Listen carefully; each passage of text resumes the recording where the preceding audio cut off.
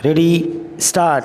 जाति आधारित जनगणना से संबंधित सवाल पिछले करीब 2 दशकों से संसद में नियमित तौर पर उठते रहे हैं, पर केंद्र सरकार ने स्वतंत्रता के बाद से अब तक जो भी जनगणनाएं कराई हैं उसमें अनुसूचित जाति व जनजाति के अलावा जाति आधारित जनगणना नहीं कराई है। इसी वजह से कई बार हमें चुनौतीपूर्ण हालात का सामना करना पड़ता है।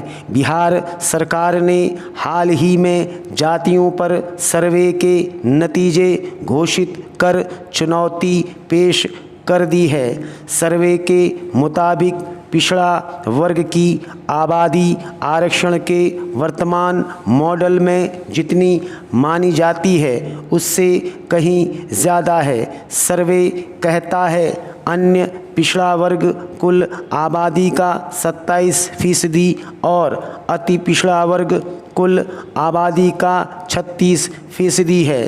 स्वाभाविक है कि बिहार में जाति आधारित गणना ने भारतीय राजनीति में एक तूफान ला दिया है। इससे देश के समाज व राजनीति में जातियों और कोटा की व्यवस्था में निहित खामियों पर बहस फिर से शुरू हो गई है। आश्चर्य नहीं कि विपक्ष ने एक सुर में एक राष्ट्रीय जाति आधारित गणना की मांग करना शुरू कर दी है, पर इससे जुड़े अगर, कैसे और कब जैसे सवाल राजनीति की दिशा व राजनीतिक दलों के रुख पर निर्भर करेंगे। इस पर बयानबाजी तेज हो चुकी है और इसकी गूंज आगामी विधानसभा और लोकसभा चुनाव में सुनाई देनी तय है। यह देखना भी रोचक है कि आज़ादी के 7 दशक और मंडल आयोग की सिफारिशों को लागू करने के 3 दशक बाद भी जाति का मुद्दा राजनीति में हलचल पैदा करने की ताकत रखे हुए है। सर्वे में जो आंकड़े सामने आते हैं वे इस स्थिति के कारणों व नतीजों को उजागर करते हैं।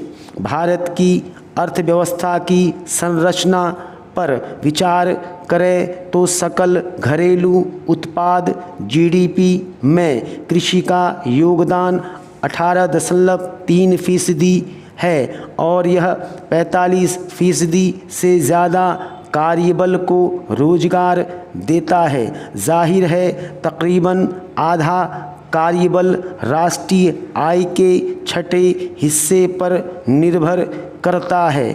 परिचालन जोत का औसत आकार बमुश्किल 1.08 हेक्टेयर है और इससे स्वाभाविक ही उपज और आय में कमी आती है।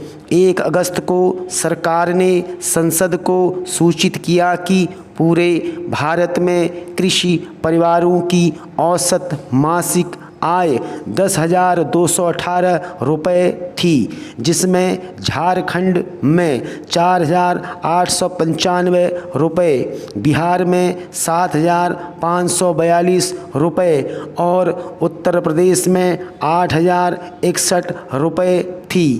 पर कोटा में उचित हिस्सेदारी की मांग केवल पिछड़े वर्गों तक ही सीमित नहीं है। मराठा, पाटीदार, जाट और कापू जैसे अपेक्षाकृत शक्तिशाली वर्गों की तरफ से भी हाल के दिनों में आरक्षण के लिए आंदोलन किए गए हैं।